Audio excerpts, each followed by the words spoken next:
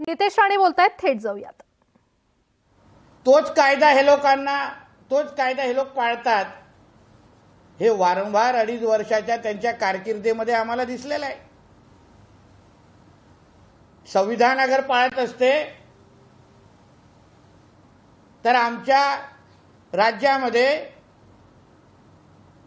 हिंदूंवर तेवढा मोठा अत्याचार झाला नसता. हिंदूंच्या देवी देवतांवर आणि सणांवर रोख लागले नसते. करोनाच्या नावाने हिंदूंवर अत्याचार झाले नसते. रजा अकॅडमी आणि पॉप्युलर फ्रंट ऑफ इंडिया सारख्या संघटनेचे लाड हे लोकांनी करत बसले नसते. मुंबईचे तेव्हाचे सीपी हे रजा अकॅडमी सारखा दहशतवादी संघटना, जे संजय पांडे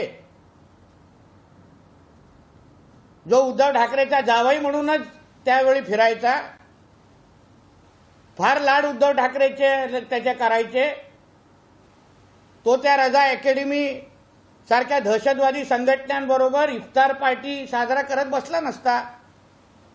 म्हणून आम्हाला माहिती आहे की तुम्ही संविधानाला मानतच नाही आहात. तुम्हाला शर्यत कायदा पाहिजे आणि म्हणून तुम्हाला संविधानाच्या नावाने बोंब मारायचे. आता काल संध्याकाळी संजय राऊतांच्या ट्विटर अकाउंटवर प्रियंका गांधीजीने एक कर्नाटकमध्ये भाषण केलं, त्याची त्यांनी क्लिप टाकलेली आहे. आता ज्यांना आमच्या पंतप्रधान साहेबांचं भाषणच कळलं नाही, तेवढी राजकीय उंचीच नाही, बौद्धिक पात्रताच नाही, तेच अशा पद्धतीची भाषणं त्या भाषणाचं उत्तर देऊ शकतात. आणि त्याला संजय राऊत सारखे कार्टे हे त्यांच्या ट्विटर अकाउंटवर टाकू शकतात.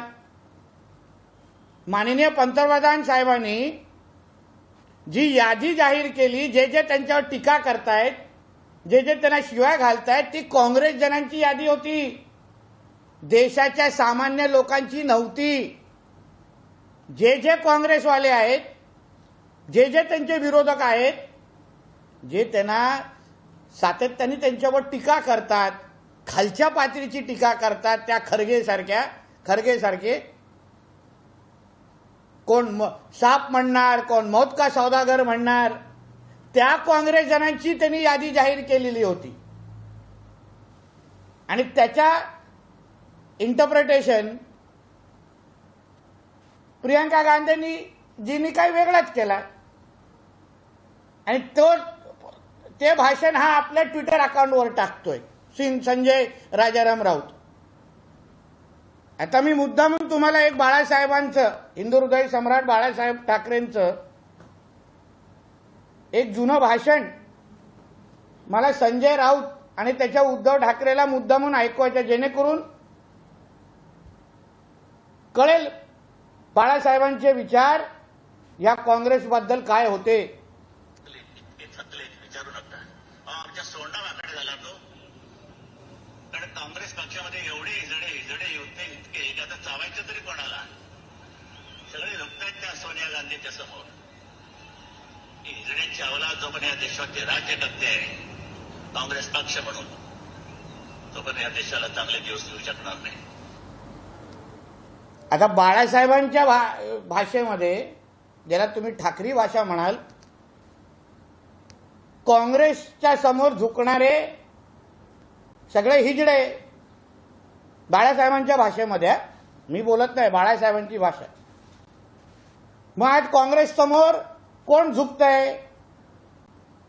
ह्यांचे उद्धव ठाकरे, संजय राजाराम राऊत. मग आता उद्धव ठाकरेला ठाकरे सेना प्रमुख म्हणायचं का हिजड्यांचा प्रमुख म्हणायचं बाळासाहेबांच्या भाषेमध्ये? ह्याचं उत्तर संजय राजाराम राऊतनी आम्हाला द्यावं. आज जे काय वज्रमूठ सभेच्या निमित्ताने बीकेसीला जे काय बॅनर लागले, त्याच्यावर माननीय बाळासाहेबांचे आणि माननीय मासाहेबांचे फोटो लावले. तुम्हाला बाळासाहेबांचा किती अपमान करायचा आहे हे उद्धव ठाकरे आणि त्याच्या कुटुंबियांनी ठरवावं. अरे ज्या काँग्रेस जनांना बाळासाहेबांनी ह्या शब्दामध्ये उल्लेख केलेला त्याच काँग्रेस बरोबर तुम्ही मांडीला मांडी लावून आज सभा घेताय आणि त्याच सभेमध्ये बाळासाहेबांचे मोठे मोठे फोटो लावतायत. काल रात्री म्हणे उद्धव ठाकरे आणि त्यांचे सुपुत्र छोटे पेंग्विन आणि त्यांचे आजूबाजूचे टवाळके सगळे गेलेले मुंबईच्या हुतात्मा चौकाकडे. मी मुंबई महापालिका प्रशासनाला सांगेन की पहिलं ते हुतात्म्याचा जे का आमचा परिसर आहे चौकाचा ते गौमूत्राने त्याला स्वच्छ करा. हे महाराष्ट्राचे गद्दार ज्यांनी महाराष्ट्र 2.5 वर्ष त्यांच्या कारकिर्दीमध्ये अक्षरशः लुटला विकला ते अगर तिथे जाऊन नतमस्तक होत असतील तर त्या हुतात्मा चौकाचं शुद्धीकरण केलंच पाहिजे अशी माझी मागणी आहे. आजचा अग्रलेख मोठा आमच्या अमित शाह साहेबांवर लिहितात. बोलतात की अमित शाह मुंबईमध्ये आल्यानंतर मुंबईकरांना धडकी भरली पाहिजे, भीती वाटली पाहिजे. मुंबई महाराष्ट्रातून तोडण्याचे षडयंत्र आहे. तुला काय तुझ्या त्या आदित्याच्या मित्राच्या डिनोची ही पॅन्ट वाटली का कधी पाहिजे ती पडेल.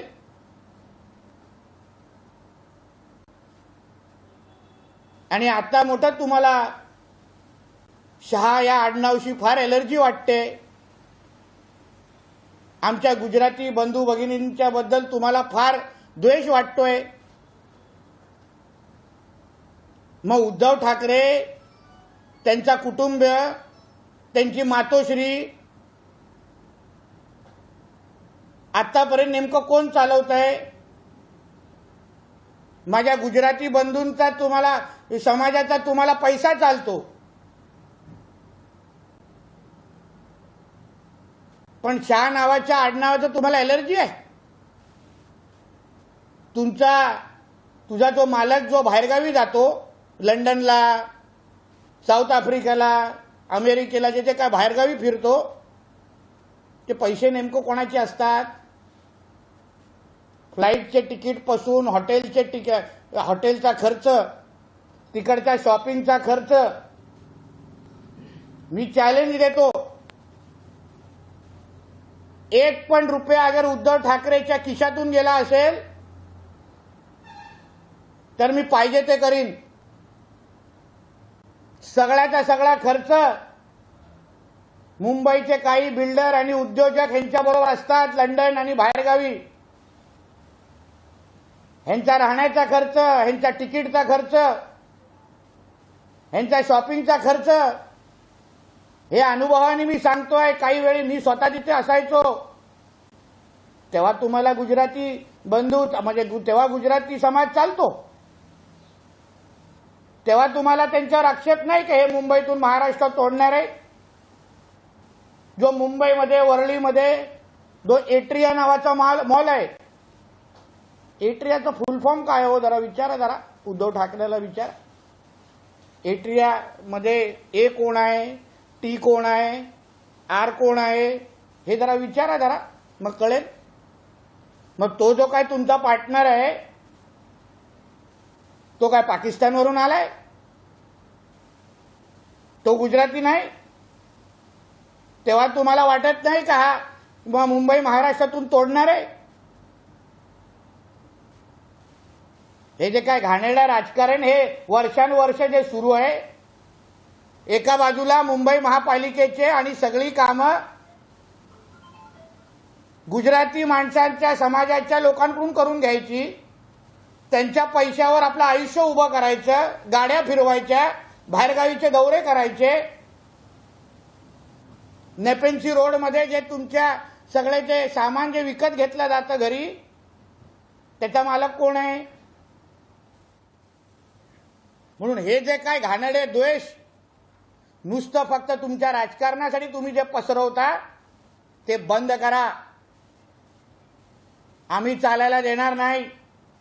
सगळी चिरफाड आणि सत्यता लोकांना सांगू, खरं ते लोकांना सांगू. मला आश्चर्य वाटतं एवढे पत्रकार परिषदेनंतर जो सकाळी आमचे पत्रकार मित्र त्यांच्या घरी जातात, एक पण विचारत नाही की नितेश राणे जी काय माहिती देत आहे ती खरी आहे की खोटी आहे. कोणी माझं नाव घेतल्यावर हा लगेच चिडतो.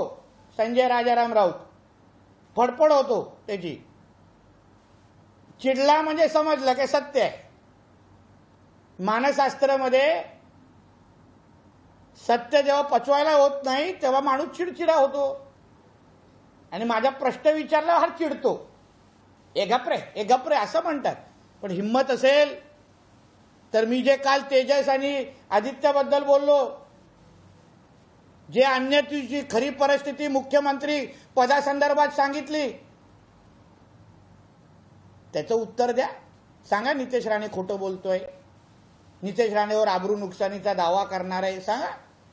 बघून दे मला पण सत्य कसं मग बाहेर येतं. मग यांना पाकिस्तानचा अजेंडा इथे चालवायचा आहे, शरिया कायदा इथे लागू करायचा आहे. म्हणूनच या लोकांना काश्मीर फाईल सारखे चित्रपट नको. म्हणूनच या लोकांना केरला स्टोरी सारखा चित्रपट नको. या उद्धव ठाकरेला आणि या संजय राजाराम राऊतला माहिती आहे का, काही वर्षा अगोदर ह्याच शिवसेनेने, बाळासाहेबांच्या नेतृत्वाखाली शिवसेनेने माय नेम इज खानचा विरोध केलेला चित्रपटाचा, आठवतो तुम्हाला? मग तेव्हा माय नेम इज खानचा विरोध करायचे आणि आता तुम्हाला काश्मीर फाईल चालत नाही, द केरला स्टोरी चालत नाही. म्हणजे मी वारंवार जे सांगतोय की उद्धव ठाकरे आणि या सगळ्यांचा धर्मांतर झालेला आहे, लव जिहाद झालेला आहे, राजकीय लव जिहाद झालाय. त्याचा परिणाम आहे तो. 19ला नुसतं मुख्यमंत्री करून घेतला नाही, सुनता केली आणि ह्याचा लव जिहाद करून टाकलाय, धर्मांतर करून टाकलाय. म्हणूनच पाकिस्तानची आणि जिहादींची भाषा हे उद्धव ठाकरे आणि ही सगळी टोळी करतायत. आणि शेवटचा विषय, काल आमच्या बोलतात की खारघरच्या यांच्यावर सदोष मनुष्यवधचा गुन्हा दाखल केला पाहिजे. मग मला विचारायचं आहे, जे माननीय राजसाहेबांनी पण उल्लेख केला, करोनाच्या काळामध्ये जे काही सरकारच्या चुकींमुळे, तेव्हा मुख्यमंत्री उद्धव ठाकरे होते, सरकारच्या चुकीमुळे तेव्हा नितेश